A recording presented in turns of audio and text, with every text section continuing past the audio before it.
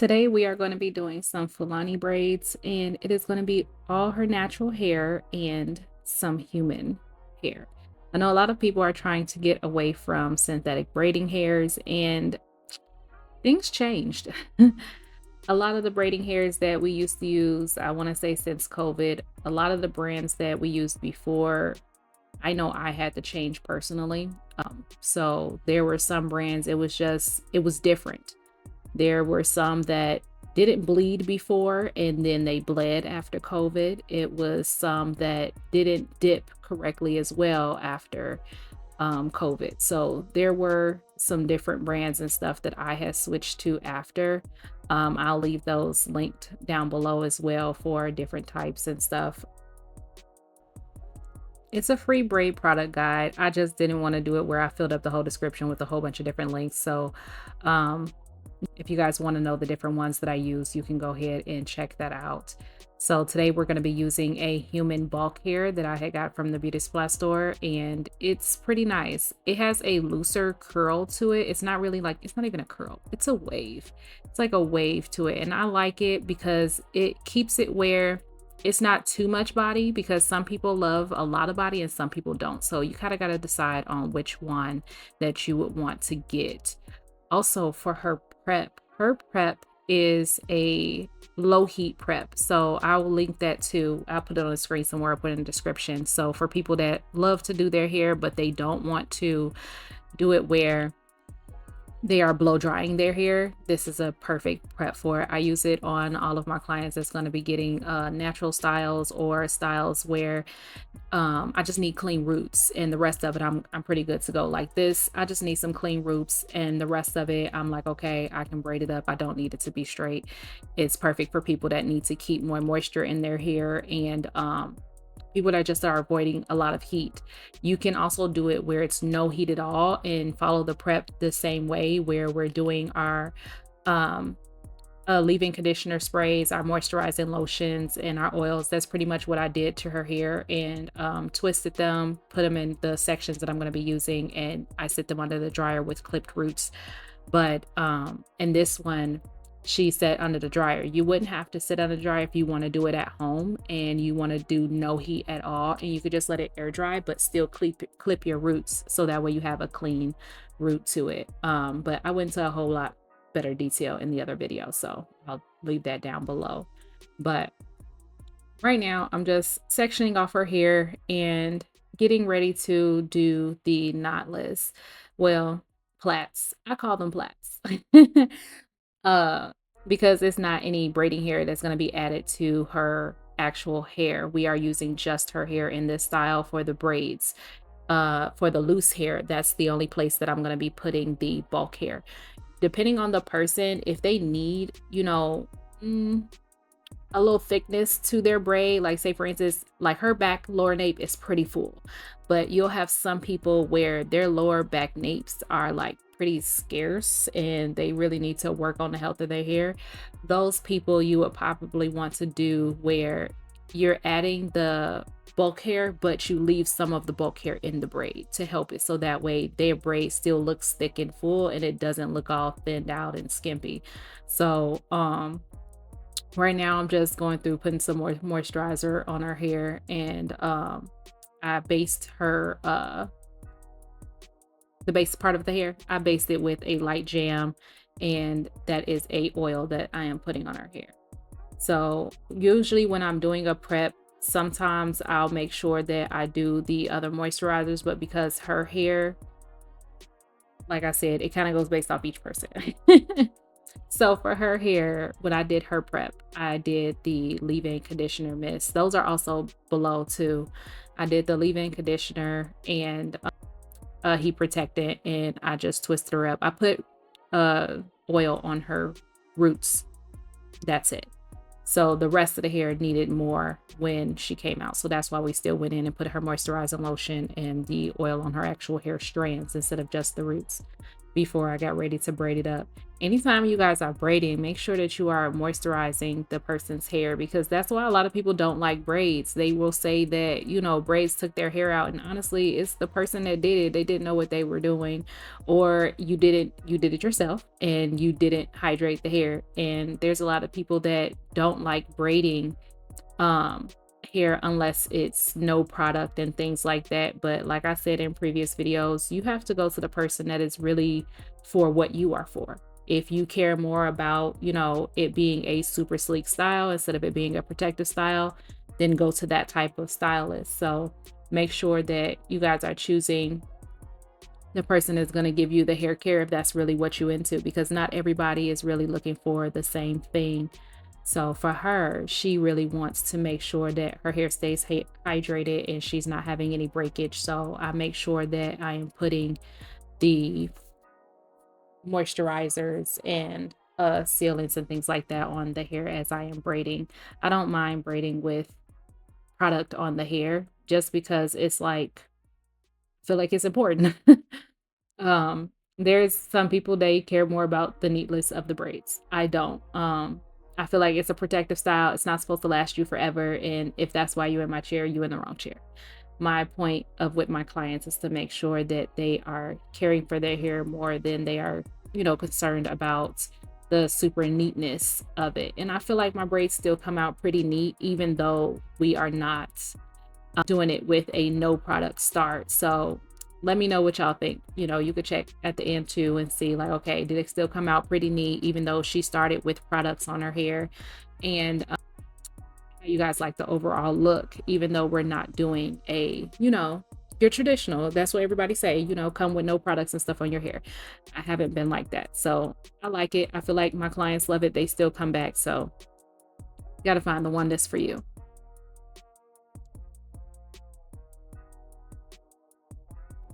While we are on this topic, let me give you guys a couple different protective style tips. For one, this particular style, do I think it is the best for a protective style? No. But it is a protective style if worn within the time frame. You shouldn't be wearing this hairstyle longer than a month. I honestly feel like within that third week, depending on the person's hair type, they should be taking it down.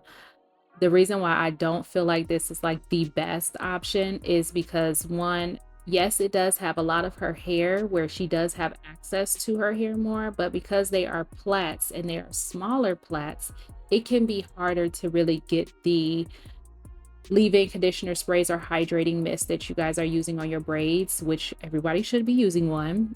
Anytime you have braids in on a regular daily basis, you should be hydrating your braids. So if you're going to be doing, say for instance, your hair feels pretty hydrated, but you don't really need a whole lot, just use a hydrating mist. But if you need more and you braided your hair up and it was already dry to begin with, use a leave-in conditioner.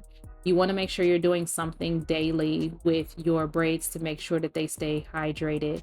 But anytime you are doing a braid, it's kind of harder to get, you know, the product into the middle of the braid. So a change that I would have liked with this style would have been twists. If it would have been like a braid and twist style where the back was done in 2-strand twists instead of plaits, and then the front is like a, you can still do Fulani, but do the braids with twists at the end instead. That would be better for the person to be able to hydrate their hair more or better, more effectively for people that have really dry hair. I definitely suggest that over doing braids.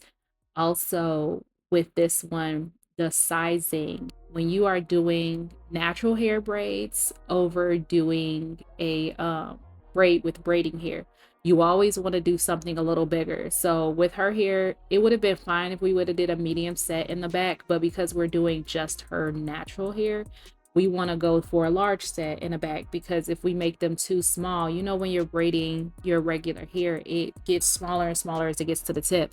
If it is too small and the braid is already small to begin with, you can end up having a lot more breakage. So it's better for larger parts in that back area to keep it where it is a pretty decent protective style. So that's why I did that there. as well. In your protective styles, the braid design and stuff matters for the front area. So for her, we made sure that we weren't going too heavy on any pulling things backwards on the front edges. So as you see, a lot of her braids are curved, so that way we're not doing any straight backs on her front edges.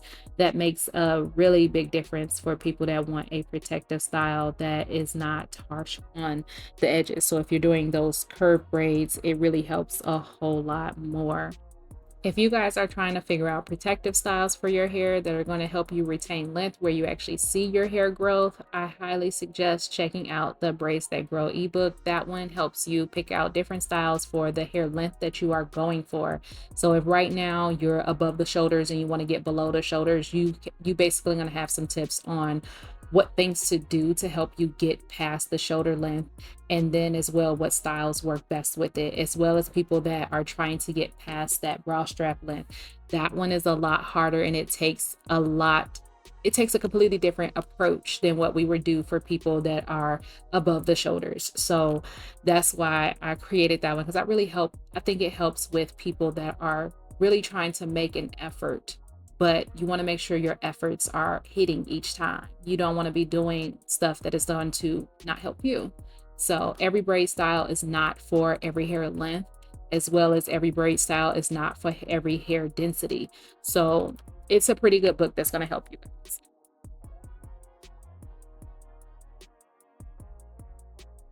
Guys ever want a fuller look towards the front of the face, even though you guys are doing a Fulani without doing the flip over method, you can always add your curly hair that's going to be left out into the braid itself, like how I did on this one. So even at the base where I was doing the cornrow, it has some, so that way they kind of accent and go towards the face more without them just being left on the ends of the braids. So you can do it where it's throughout the cornrow as well to help give you a better look. They are called tree braids. Well, that's what they used to be called. It's a way of doing your braids where you're leaving out a little bit of hair each time as you braid through, but you want to make sure you're braiding that other tail so that way it doesn't slide out when they are wearing the hairstyle later. But it's a pretty good technique that we used to use a long time ago, because we used to do the full entire head in the style, and it would be tree braids. They had them in cornrow and individual. The boho that we use now is pretty much a tree braid, so to speak.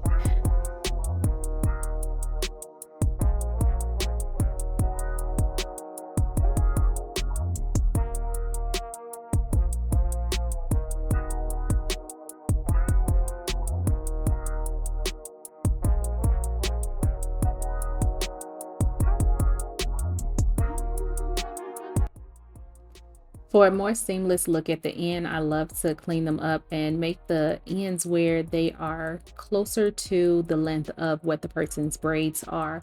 So I just take a razor and shave off the tips of what's left. You always want to make sure you separate it completely and don't have their braids in there. But using a razor makes it where you don't have a super blunt cut, because that just looks tacky to me. I don't like it. Some people do, but teach his own. I like where it looks like a smooth tip, so that way it blends more seamless at the end, and that's how I like to finish those up. Anytime you guys are wearing your styles, make sure you're hydrating. Again, you guys are going to hear it forever. Also, oh, we got new bottles. So if you guys purchase online, those are not the same bottles.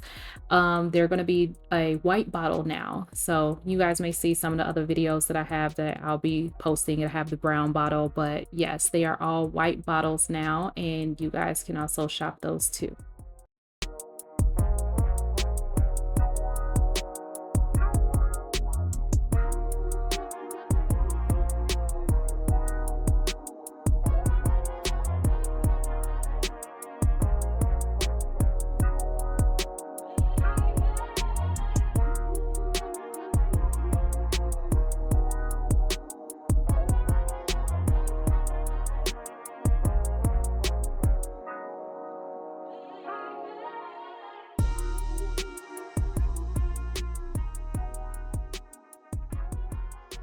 We are all done. You guys don't forget to check out that prep so that way you guys can keep some more moisture in your hair. Let me know down in the description what you guys think about this style and if you would take the suggestions on trying the different ones with the twists or adding the other little different details to your style.